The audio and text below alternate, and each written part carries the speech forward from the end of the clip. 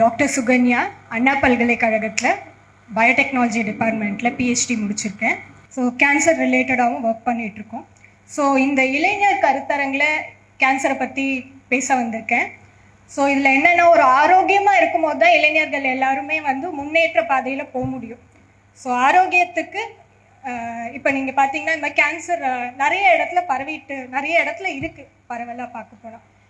So இப்போ ஏன் இதை பற்றி பேசுகிறோம், இதனோட முக்கியத்துவம் என்ன அப்படின்னு பார்த்தாக்கா, இப்போ இறப்புக்கு உலகத்தில் நடக்கிற இறப்புகளில் லீடிங் காஸ், அதாவது ஒரு முக்கியமான காரணியாக இருக்கிறது கேன்சர். 10 மில்லியன் இறப்புகள் ஒரு வருஷத்தில் 10 மில்லியன் இறப்புகள் உலகளவான நிலையில் நடந்துட்டு இருக்கு, கேன்சரால் நடக்குது.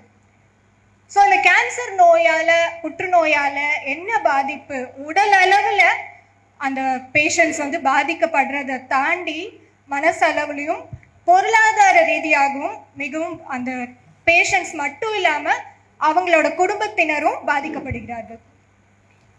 ஸோ இந்த நோய் வரப்போது உடல் ரீதியான பாதிப்புகள் மிக அதிகம். ஸோ இந்த உடல் பாதிப்பை தாண்டி அவங்களுக்கு கொடுக்கப்படும் ட்ரீட்மெண்ட்ஸ், அதாவது கீமோதெரப்பி, ரேடியேஷன் தெரப்பி, அது மாதிரி நிறைய ட்ரீட்மெண்ட்ஸ் கொடுக்குறாங்க, அதுவும் கடினமானதாக உள்ளது. ஸோ அவங்க அந்த கேன்சர் நோய் வந்த பிறகு அவங்களோட பாதை மிகவும் கடினமானதாக இருக்கிறது. ஸோ இன்னைக்கு நம்ம என்ன பார்க்க போறோம்னா, இந்த புற்றுநோய் ஏன் வருது, இதை தடுக்க முடியுமா, இதுக்கு பின்னாடி என்னென்ன விஷயம் இருக்கு, அதெல்லாம் நம்ம இன்னைக்கு பார்க்க போறோம். புற்றுநோய் வருவதற்கான காரணம் என்னன்னா, நம்ம உடம்புல இருக்க செல்கள் என்று சொல்லக்கூடிய உயிரணுக்கள் ஒரு செல்லு 2 ஆகிறதோ 2 4 ஆகிறதோ இந்த மாதிரி வளர்ந்துட்டே வர்றது ஒரு நார்மலா நடக்கக்கூடிய ஒரு ப்ராசஸ். ஆனா சில சமயங்கள் இது ஒரு கட்டுக்கோப்பா நம்ம உடம்புல இது ஒரு கட்டுப்பாட்டுக்குள் இருக்கும். ஆனா அந்த கட்டுப்பாட்டை மீறி அது சில நேரங்களில் தகர்க்கப்பட்டு என்ன ஆகுதுன்னா, ஒரு எல்லாமே வளர்ச்சி அடைந்து அது புற்றாக மாறுகின்றது, அதுவே புற்றுநோய்.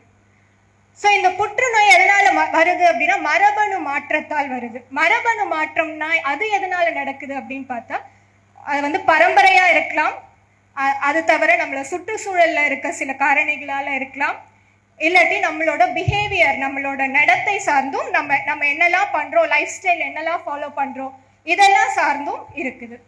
ஸோ இப்போ நம்ம இந்தியாவை பொறுத்த வரைக்கும் பெண்களுக்கு இடையில மார்பக புற்றுநோயும் அது இல்லாம கருப்பை வாய் புற்றுநோயும் அதிகமாக இருக்கிறது. ஆண்களுக்கு இடையில பார்த்தா நுரையீரல் புற்றுநோய், அப்புறம் வயிறு சம்பந்தமான புற்றுநோய்கள் அதிகமா இருக்குது.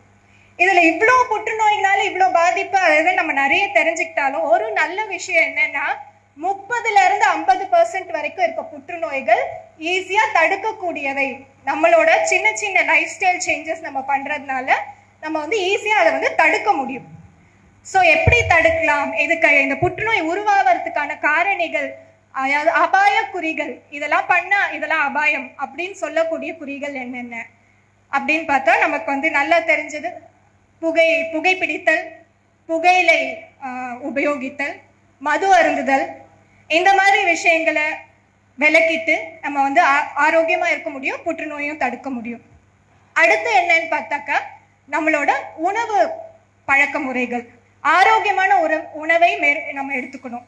ஆரோக்கியமான உணவுனா என்ன, நிறைய காய்கள், பழங்கள், முழு தானியங்கள். இப்ப பார்த்தா எல்லா இடத்துலயும் ப்ராசஸ்டு ஃபுட், பதப்படுத்தப்பட்ட உணவுகள் எல்லா இடத்துலயும் இருக்கு. இளைஞர்களுக்கு இடையில அது ஒரு ட்ரெண்ட் ஆயிடுச்சு, எல்லாருமே அதை சாப்பிடுறது. ஸோ அதெல்லாம் இல்லாம நம்ம நல்ல உணவுகளை, பழம், காய்கறி, பிளான்ட் பேஸ்ட், அதாவது தாவர உணவுகளை அதிகமாக தினமும் எடுத்துக்கொள்வது, இதெல்லாம் முக்கியமான ஒரு ஹெல்தியான ஹேபிட்டா இருக்கும். ஸோ இது தவிர ஆரோக்கியமான உணவு மட்டும் எடுத்தா போதுமா அப்படின்னா இல்லை. நம்மளோட உடலை நம்ம நல்லா சுறுசுறுப்பா வச்சுக்கணும். இப்போ செடென்ட்ரி லைஃப் ஸ்டைல், அதாவது லேப்டாப்பை வச்சுட்டு மொபைலை வச்சுட்டு உட்காந்துட்டு இருக்கிறது எல்லா இடத்துலயும், எல்லா வயதினருக்கு நடுவுலையும் அது இருக்கு. அப்படி இல்லாம நம்ம ஒரு சுறுசுறுப்பா நல்ல எக்ஸசைஸ், உடற்பயிற்சி செஞ்சு நம்ம உடலை பேணி பாதுகாக்கணும். பிசிக்கல் ஆக்டிவிட்டி நல்லா இருக்கணும். அடுத்தது பார்த்தாக்கா, நம்ம இப்போ எல்லா இடத்துலயும் இருக்கக்கூடிய இந்தியாவில் இருக்கக்கூடிய ஒரு இது என்னன்னா ஒபிசிட்டி, அதாவது உடல் பருமன். அந்த ஒரு ஆரோக்கியமான உடல் எடை இல்லாம உடல் பருமன்றது ரொம்ப அதிகமா இருக்கு. ஸோ இதை வந்து தவிர்க்கணும். உடல் எடை, ஆரோக்கியமான உடல் எடையை நம்ம எல்லாம் வந்து ஒரு மெயின்டைன் பண்ணணும். ஸோ இதெல்லாம் வந்து முக்கியமான நம்ம சேஞ்ச் பண்ண, அதாவது ப்ரிவென்ட் பண்ணக்கூடிய, நம்ம மாற்றங்களை நம்ம லைஃப் ஸ்டைலில் கொண்டுட்டு வரக்கூடிய சில விஷயங்கள். ஸோ இதை தாண்டி நம்மளோட சுற்றுச்சூழலில் இருக்க பல காரணிகள், தொழில் சார்ந்த நம்ம தொழிற்சாலைகளில் சில பேர் வேலை பார்ப்பாங்க, அங்கே உள்ள காரணிகள், இது போல் நிறைய இருக்குது. ஸோ சிலது வந்து ஒரு தொற்றுக்களால் ஏற்படக்கூடிய சில விஷயங்களும் இருக்குது.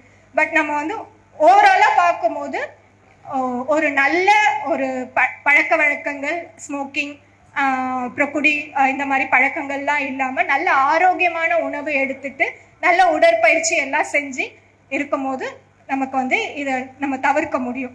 ஸோ இது ஒரு ரொம்ப பெரிய டாபிக். அதை வந்து நான் வந்து முடிஞ்ச வரைக்கும் என்ன கன்வே பண்ண முடியுமோ பண்ணியிருக்கேன். ஆனால் வந்து ஒவ்வொரு பிரெஸ்ட் கேன்சர், மார்பக புற்றுநோயின்னு எடுத்துட்டா அதுக்கு சில காரணிகள் இருக்குது. ஸோ நம்ம அதெல்லாம் வந்து யாருக்காச்சும் தனிப்பட்ட முறையில் உங்களுக்கு டவுட்ஸ் இருந்துச்சுன்னா நீங்கள் என்ன கேட்கலாம். இதை தவிர உங்களுக்கு புற்றுநோயை பற்றி என்ன தெரிஞ்சுக்கினாலும் என்கிட்ட நீங்கள் அணுகலாம். வாய்ப்பளித்தமைக்கு மிக்க நன்றி ஐயா. அடுத்து ஒருவர் வந்து அமைதியாகவும் சுறுசுறுப்பாகவும் எளிமையாகவும் இது மாதிரி சொல்லிக்கிட்டே போகலாம். ஆனால் கருணையாகவும் எல்லாவுமாவும் சுறுசுறுப்பாக இருக்கக்கூடிய எங்கள் நிறுவனருடைய துணைதான் காரணம். அந்த துணைவியாரை மேடைக்கு அழைக்கிறோம். எல்லாருக்கும் வணக்கம். இந்த தீபம் அறக்கட்டளை வந்து வள்ளலார் வழியில் பசிப்பிணி போக்கணும் தான் ஆரம்பிக்கப்பட்டது. ஆனால் இது இவ்வளோ பெரிய நிறுவனமாக வளர்ந்து இந்த கவர்னர் கையாலையும் முதலமைச்சர் கையாலையும் அவார்டு வாங்குகிற அளவுக்கு உயர்ந்திருக்குன்னா அதுக்கு முக்கியமான காரணம் வந்து எங்களோட சேவடிகள் தான். எங்களோட சேர்ந்து இத்தனை 25-28 வருஷங்களாக எங்களோட பயணிக்கிற இந்த தொண்டர்களோட தான், இந்த வாலண்டியர்ஸோட சப்போர்ட்டை தான் இந்த நிறுவனம் இவ்வளோ தூரம் பெருசாக வளர்ந்து நிற்குதுங்கிறத சொல்கிறதுல நான் ரொம்ப பெருமைப்படுறேன்.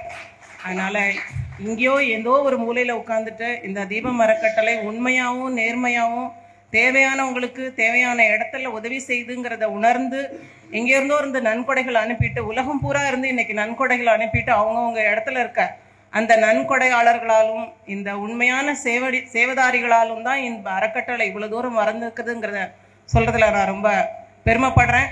அந்த விஷயத்தில் நாங்கள் வந்து உண்மையிலேயே எண்ணம் செயல் மிஸ்டர் பாலகிருஷ்ணன் இந்த நிறுவனரோட இருந்தால் கூட இந்த செயல் வடிவத்திலையும் இது வந்து இவ்வளோ தூரம் போயிருக்குன்னா அதுக்கு முக்கியமான காரணம் எங்களோட சேவைதாரிகளும் நன்கொடையாளர்களும் அப்படிங்கிறத சொல்லி நிறைவு செய்கிறேன். வணக்கம். அதாவது இப்போது நாங்கள் சொல்லிட்டு இருந்தோம் இல்லையா, முதல்ல ஃபஸ்ட்டு எப்படி திரும்பி முதல்ல வந்து ஐயா வந்து 50 கொடுத்தாரு.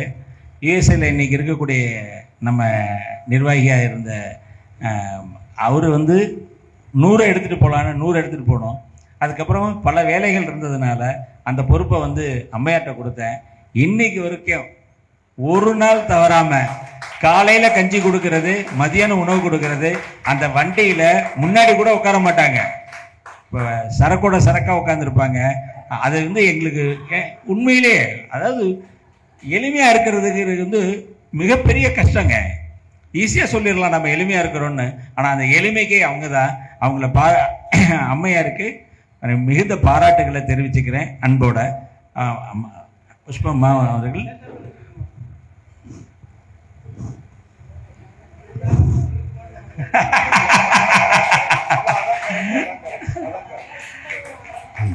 அருட்பெரும் ஜோதி அருட்பெரும் ஜோதி தனிப்பெரும் கருணை அருட்பெரும் ஜோதி அருட்பெரும் ஜோதி அருட்பெரும் ஜோதி தனிப்பெரும் கருணை அருட்பெரும் ஜோதி.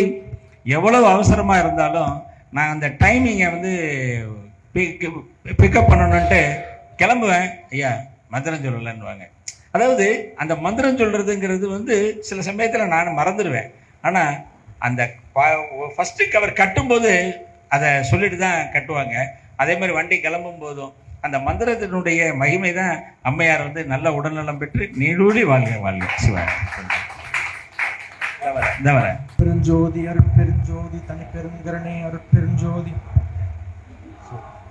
முதற்கட்டமாக தீபம் அறக்கட்டளையுடைய அனைத்து நிர்வாகிகளுடைய பொற்பாதங்களை தொட்டு வணங்கி என்னுடைய உரையை தொடங்குறேன். ஏன்னா சமுதாயத்திற்காகவே தன்னுடைய ஒட்டுமொத்த வாழ்வையும் அர்ப்பணித்த நல்ல உள்ளங்கள்.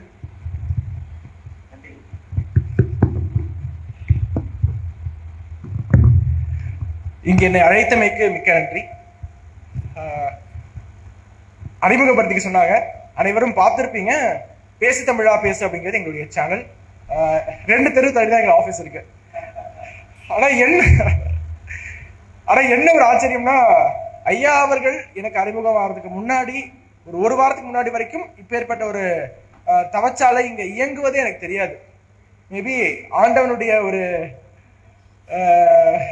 கட்டளை இன்று அதை பற்றி தெரிந்து கொள்ள வேண்டும் என்பதற்காகவே எவ்ரிதிங் ஹேப்பன்ஸ் ஃபார் ரீசன் என்று சொல்லுவாங்க.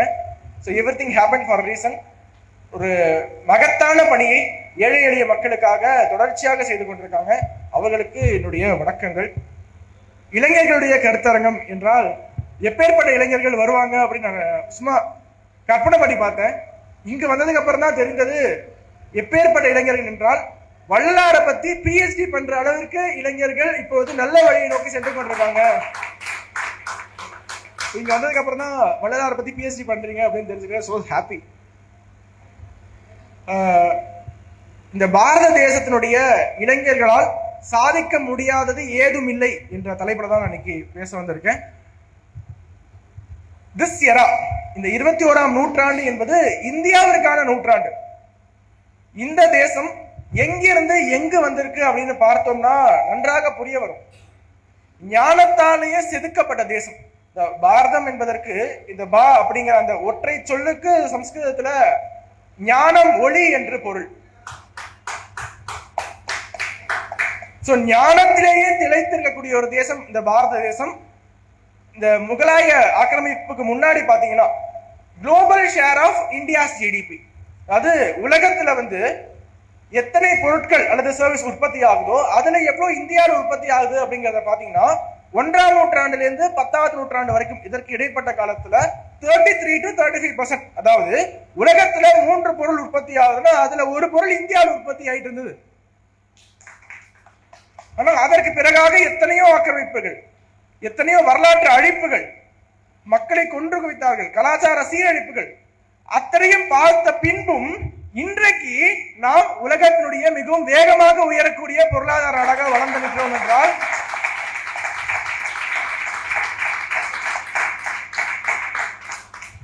அது இளைஞர்களால் மட்டுமே சாத்தியமானது. இப்போது இந்தியாவுடைய இளைஞர்களால் சாதிக்க முடியாதது ஏதுமில்லை என்று உலகம் சொல்லிட்டு இருக்கு. எங்க போனாலும் எந்த ஒரு மல்டிநேஷனல் கம்பெனியாக இருந்தாலும் we want Indian origin CEOs அப்படிங்கிறாங்க. இந்தியன் ஆரிஜின் சிஇஓவால மட்டும்தான் இந்த கம்பெனியை திறமையாக திறன்பட வழிநடத்த முடியும் என்பது உலக நாடுகள் நம்புறாங்க.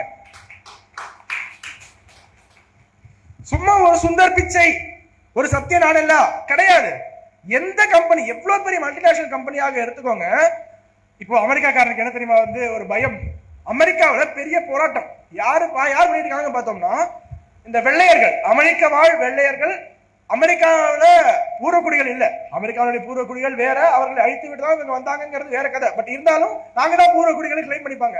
அப்படி ஒயிட் அமெரிக்கன்ஸ் எந்த அளவிற்கு அமெரிக்காவில சம்பாதிக்கிறார்களோ, the median income or mean income of an average American is half the income of an average Indian American. அதாவது இந்தியாவில் வாழக்கூடிய, இந்தியாவில இருந்து அங்க புலம்பெயர்ந்து போயிருப்பார்கள் இல்லையா, அவங்க அமெரிக்காவில் சம்பாதிப்பதை விட ஒரு ஆவரேஜ் சராசரி அமெரிக்க வாழ் இவ்வளவு நாட்கள ஒரு வெள்ளையன் பாதிக்கு பாதிதான் சம்பாதித்துக் கொண்டிருக்கிறார் என்பது இந்தியாவுடைய அறிவுத்திறமை எவ்வளவு வளர்ந்திருக்கு என்பதை தாண்டி இன்னொரு விதமாக நாம் இதை புரிந்து கொள்ள வேண்டும். கொஞ்சம் கொஞ்சமாக இந்தியாவிலிருந்து பிரெயின் ட்ரெயின் ஆயிட்டு இருக்கு. நல்லா படிக்கணும், எதுக்குமா படிக்கிறோம், இந்த நாட்டை விட்டு போனோம் என்று எல்லா இளைஞர்களும் அப்படி என்று சொல்லிவிட முடியாது.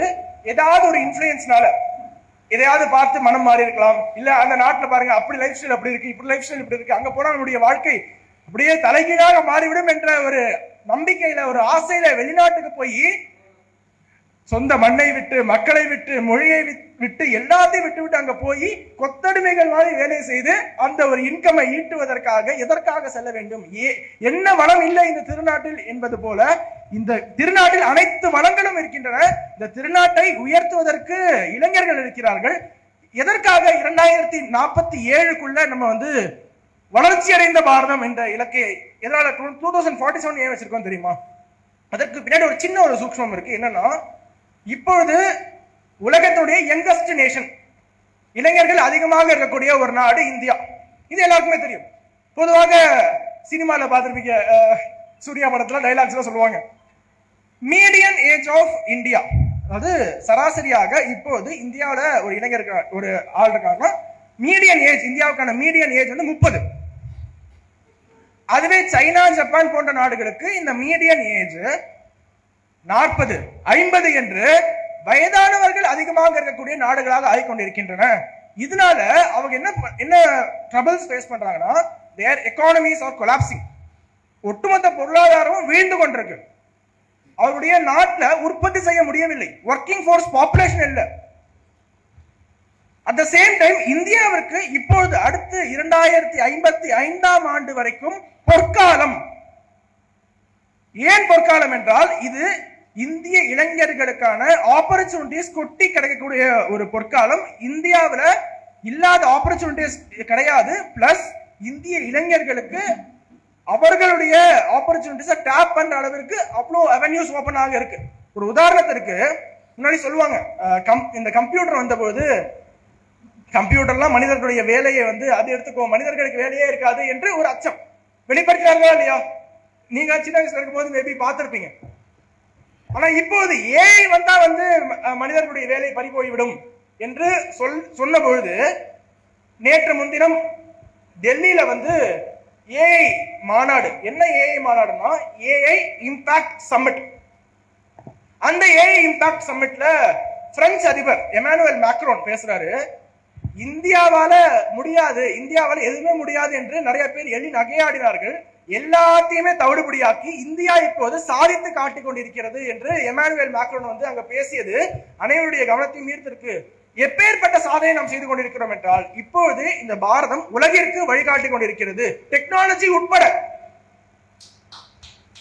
UPI, unified payment interface, phone எடுத்து ஸ்கேன் பண்ணி எங்க தக்காளி 5 ரூபாய்க்கு வாங்கினாலும் சரி, 10 ரூபாய்க்கு வாங்கினாலும் சரி, நம்ம யூனிஃபைட் பேமெண்ட் இன்டர்ஃபேஸ் மூலமாக நாம் வாங்கி கொண்டிருக்கிறோம். இதை உருவாக்கியது இந்தியர்கள், எந்த நாட்டிலும் கிடையாது.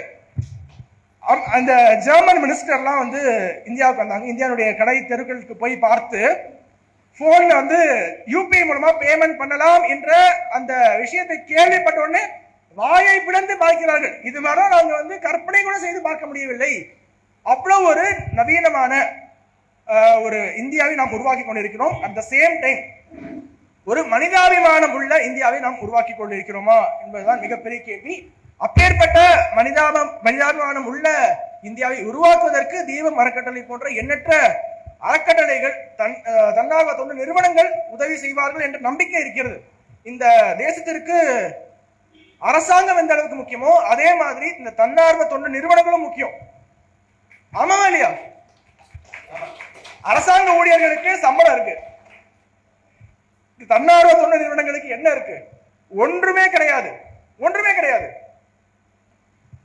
இப்பொழுது இந்த ஞானம் என்று சொன்ன இல்லையா, இந்தியா வந்து உலகிற்கு என்ன கொடுத்து கொண்டிருக்கிறது, இந்திய இளைஞர்கள் எதை நோக்கி சென்று கொண்டிருக்கிறார்கள் என்பதை நீங்க பாருங்க.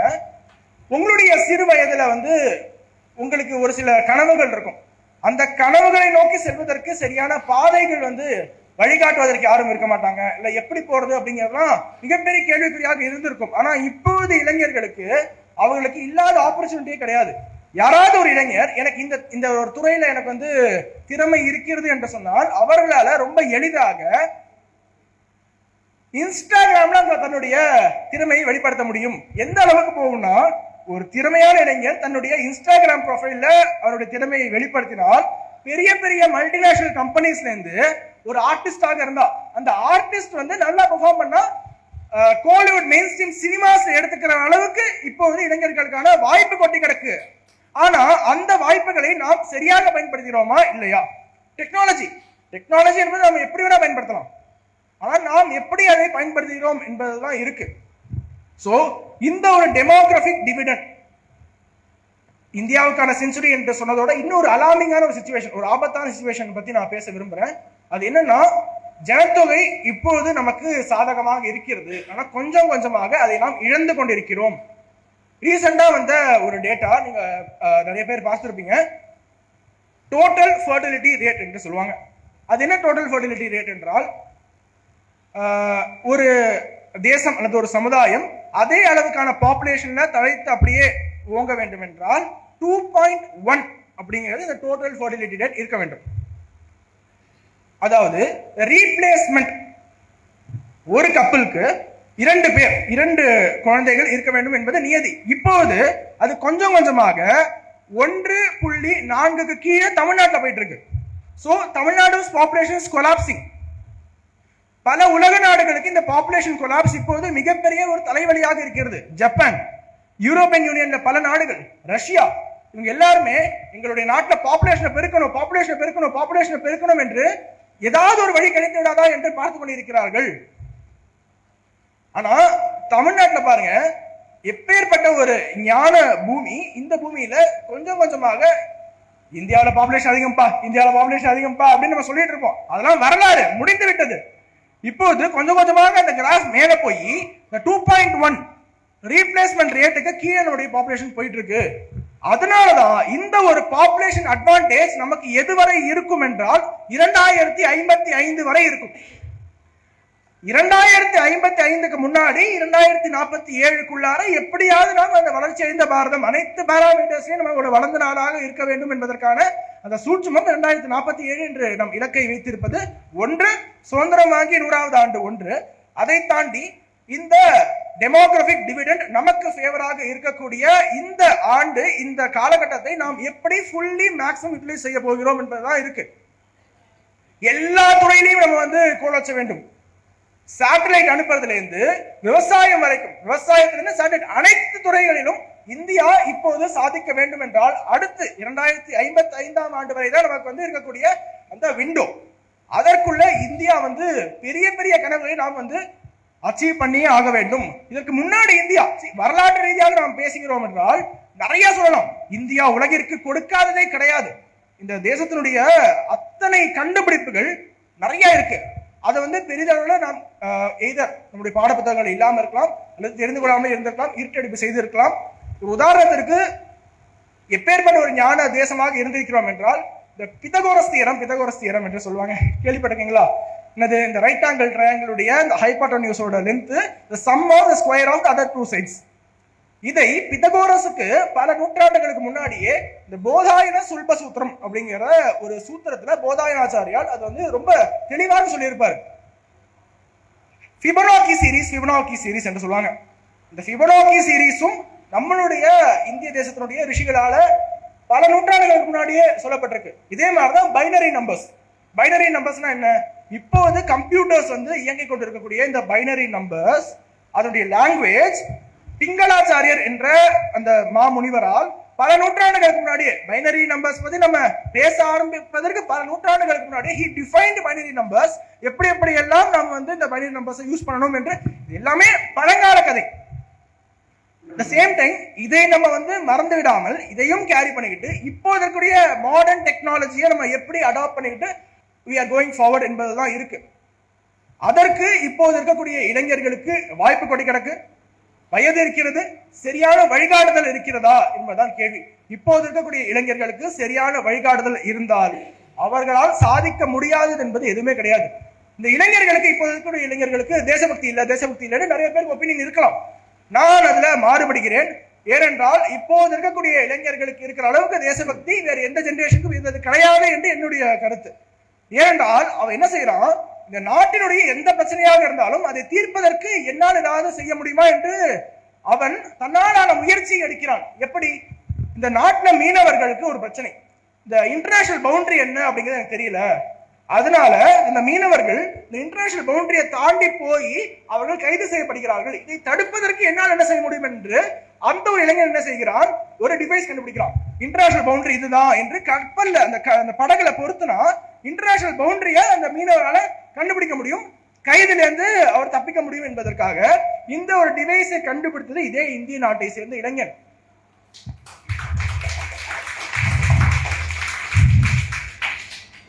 இன்னும் நிறைய செய்திகள் நீங்க பார்த்திருப்பீங்க.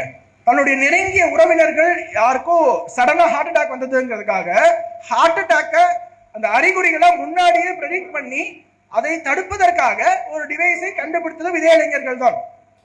இந்த தேசத்தினுடைய இளைஞர்கள் சமுதாயத்தின் மீதும் தேசத்தின் மீதும் அளவு கடந்த பற்று கொண்டிருக்கிறார்கள், அளவு கடந்த பக்தி கொண்டிருக்கிறார்கள், அளவு கடந்த ஒரு தேசபக்தியோடு இருக்கிறார்கள். அவர்களுக்கு சரியான கைடன்ஸ் உடனே தேவை.